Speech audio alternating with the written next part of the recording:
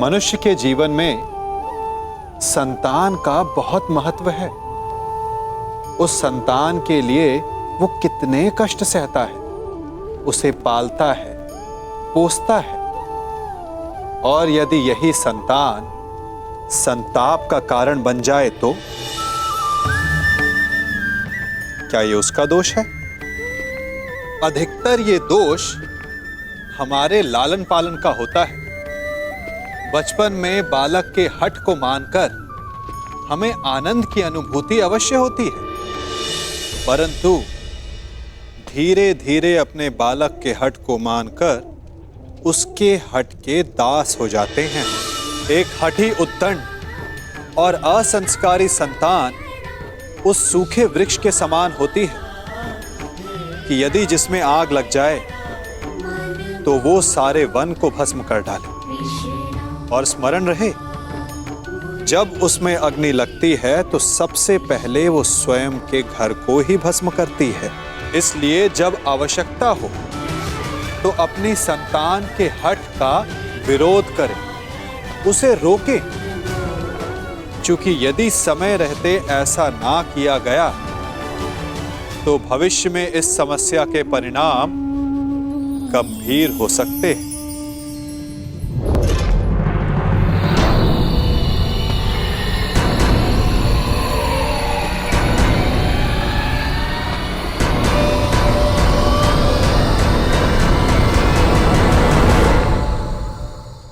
वार करोगे, मुझ पर वार करोगे, करो, रख दो।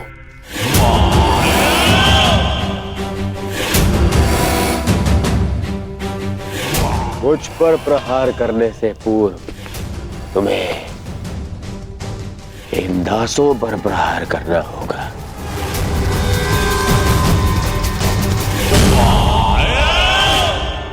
करो प्रहार।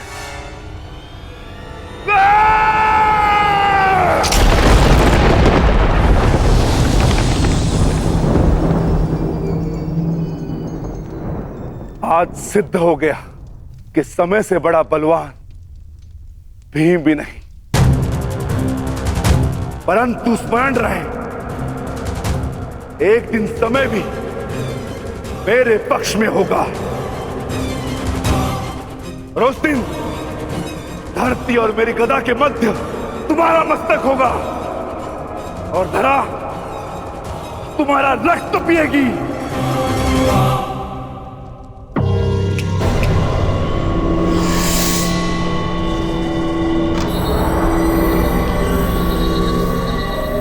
भीम, क्या मैं अब समझ लूं कि युद्ध की चुनौती अब मौन हो गई?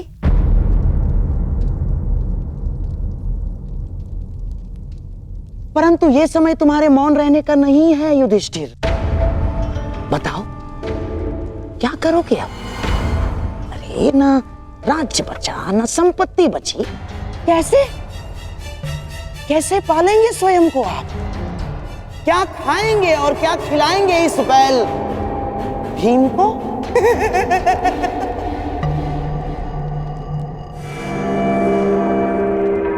मामा श्री ठीक कह रहे हैं भ्राता युधिष्ठिर। ये बैल भीम जब तक आपके पास में रहेगा तब तक केवल आपकी समस्याएं ही बढ़ाएगा। क्यों ना इसे भी दांव पे लगा दे युधिष्ठिर। हाँ ज्येष्ठ, लगाइए मुझे दांव पर।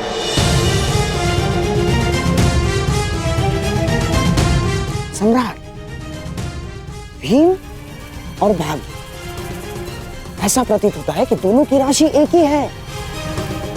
अर्थात ये कि भाग्य स्वयं आपको कह रहा है खेलो। किसे क्या इस बार भाग्य आपका साथ दे दे? कांदा नरेश, कदाचित भाग्य मेरे ज्येष्ठ का साथ दे ना दे, परंतु मैं रिकॉर्डर भीम ये वचन देता हूं कि जिस दिन मैं तुम सबका सर्वनाश कर दूंगा, उस दिन भाग्य को मेरी गदा के समक्ष झुकना होगा।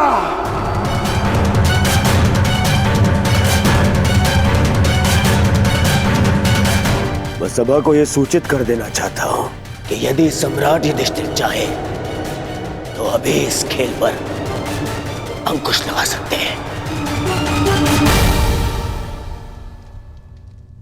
और अपने भाई भीम को यहां से लेकर प्रस्थान कर सकते हैं।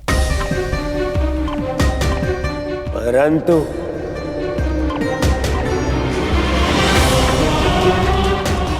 शेष इन तीनों पांडव दासों को यहीं छोड़ के जाना होगा। नहीं,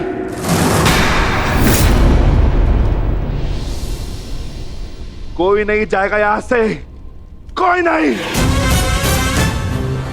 यदि ज्येष्ठ भी यहां से जाने लगेंगे तो मैं उन्हें जाने नहीं दूंगा। आज या तो हम सब तुम्हारे दास बनेंगे या फिर तुम हमारे तलवे चलोगे।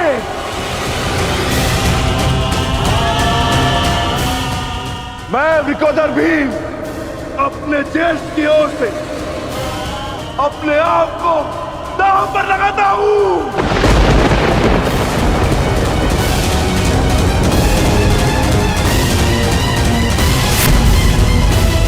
सम्राट, अब एक और है वृकोदर भीम और दूसरी ओर कनिष्ठ पांडव दास इंद्रप्रस्थ समेत। तो सम्राट, अब पासा आप फेंकेंगे या मैं फेंकूं?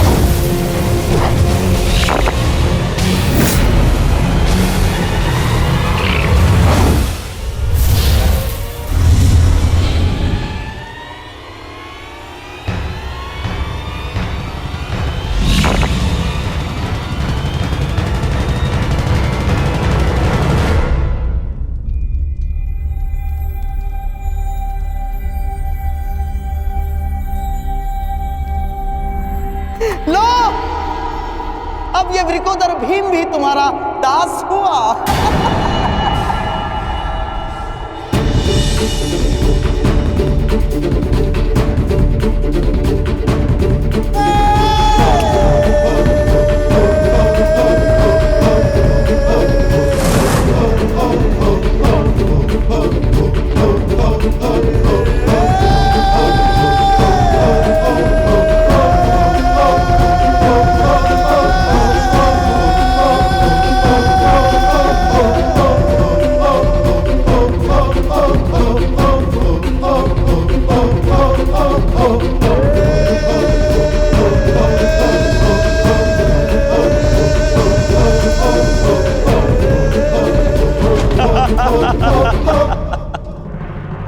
देखना दुर्योधन, इस पांचाली को कैसे निर्वस्त्र करता हूं मैं।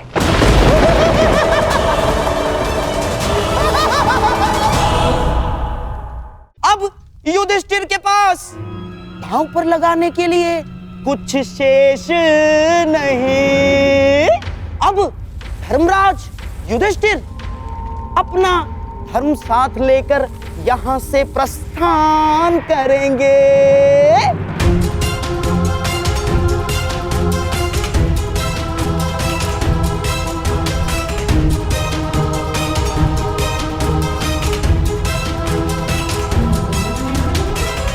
नहीं,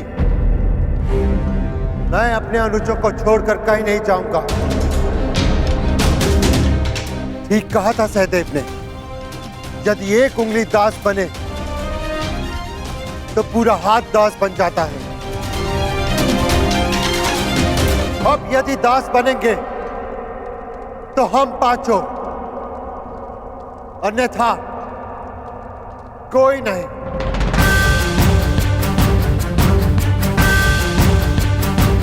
मैं ज्येष्ठ पांडुपुत्र युधिष्ठिर स्वयं को दांव पर लगाता हूं।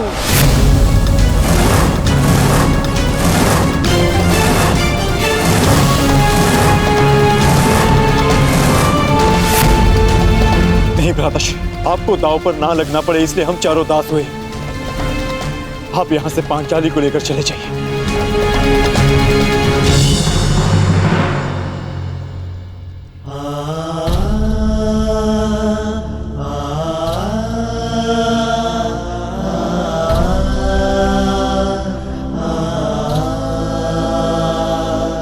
अनुज, तुम सबने अपने ज्येष्ठ के लिए अपना कर्तव्य निभाया है, परंतु अब मेरी बारी है अपने अनुजों का ऋण चुकाने की। मेरे भाइयों को त्याग कर यदि मुझे तीनों लोक का राज्य मिले तो भी मुझे स्वीकार नहीं। अब या तो हम सब यहां से मान और मुकुट समेत इंद्रप्रस्थ लौटेंगे, या सब साथ में मिलके दासत्व भोगेंगे।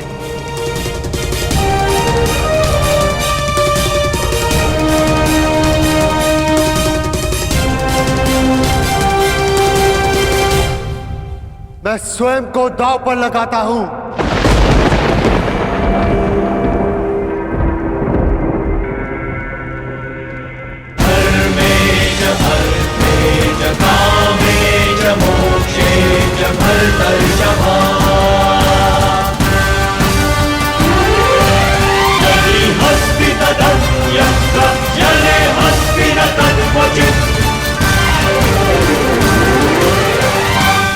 ये कैसा धर्म है धर्मराज?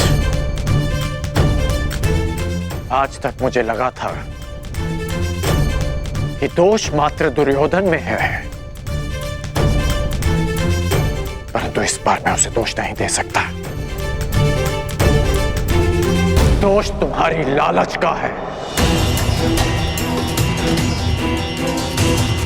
लालच, कुछ अधिक पा लेने का लालच, जो खो दिया उसे पुनः प्राप्त कर लेने का।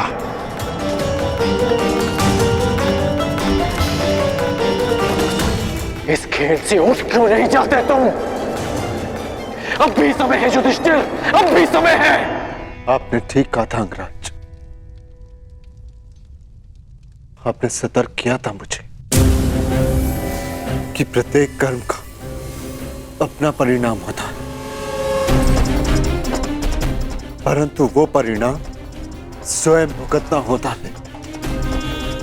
और मैं अपने कर्म का परिणाम अपने भाइयों को अकेले भुगतने नहीं दे सकता। अब यह खेल लालच का नहीं, प्रेम का है, समर्पण का है और विश्वास का। मैं प्रारंभ से कह रहा हूं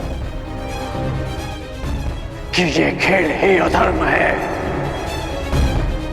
अंगराज, धर्मराज को धर्म मत सिखाइए, खेल खेलने दीजिए। इस स्पर्धा के खलनायक आप हैं। वो कहते हैं ना कि सूद मूल से अधिक प्रिय होता है।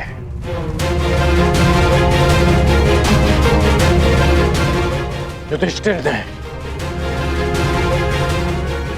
भले ही अपने भाइयों को दांव पर लगा दिया हो, परंतु आपने तो अपने भांजे को ही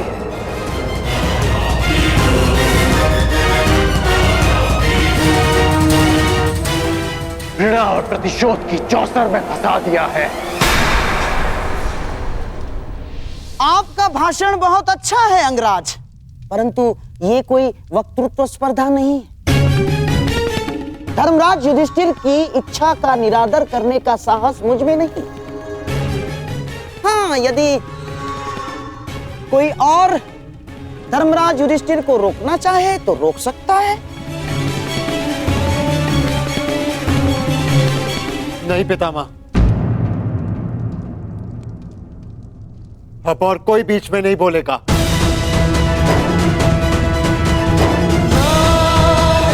कोई नहीं।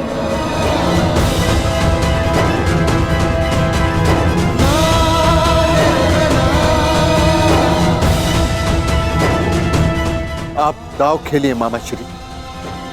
ये खेल आपके और मेरे मध्य नहीं, हम भाइयों के भाग्य और इन पासों के मध्य है।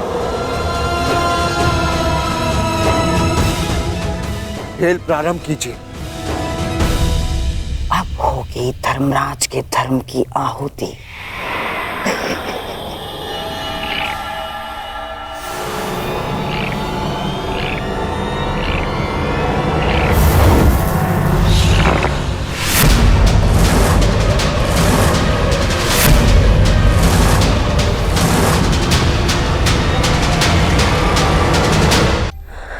वासुदेव, वो सूचना मत सुनवाना जिसके वजह से मेरा अंतर्मन कांप रहा है। पांचाली,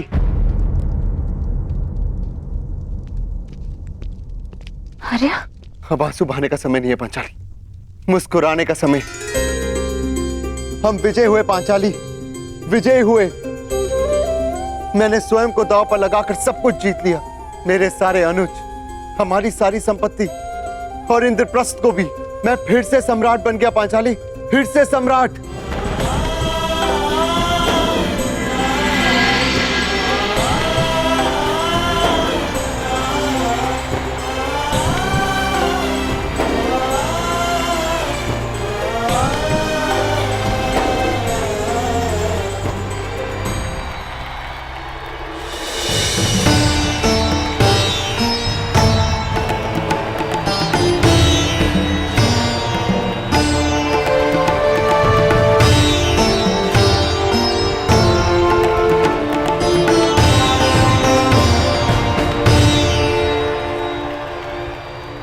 तो गांधार नरेश शकुनी का छल, दुर्योधन का हठ और महाराज धृतराष्ट्र का अंधा पुत्र प्रेम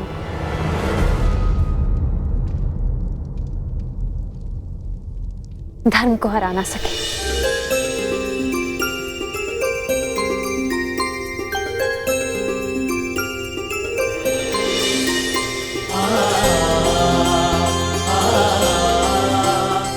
सम्रागी, सम्रागी, आखिरी चाल में सम्राट ने स्वयं को दांव पर लगा दिया था।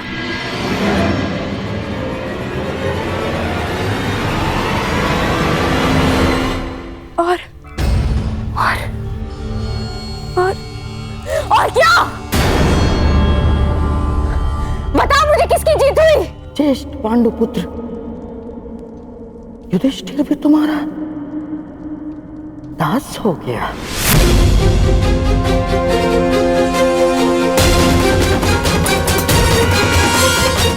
पांच की शक्ति दास हो गई दुर्योधन। जो विजय संसार के सबसे बड़े युद्ध में नहीं मिल सकती थी, वो द्यूत के चाल में तुम्हारी हो गई। अब तुम्हारे सम्राट पद को चुनौती देने वाला सबसे अंतिम पांडव भी तुम्हारा दास हुआ दुर्योधन। अब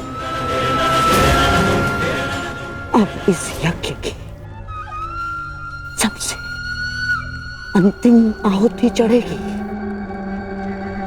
यज्ञ सेनी द्रौपदी।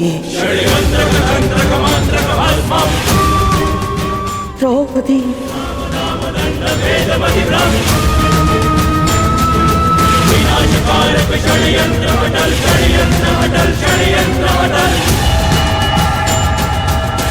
षड्यंत्र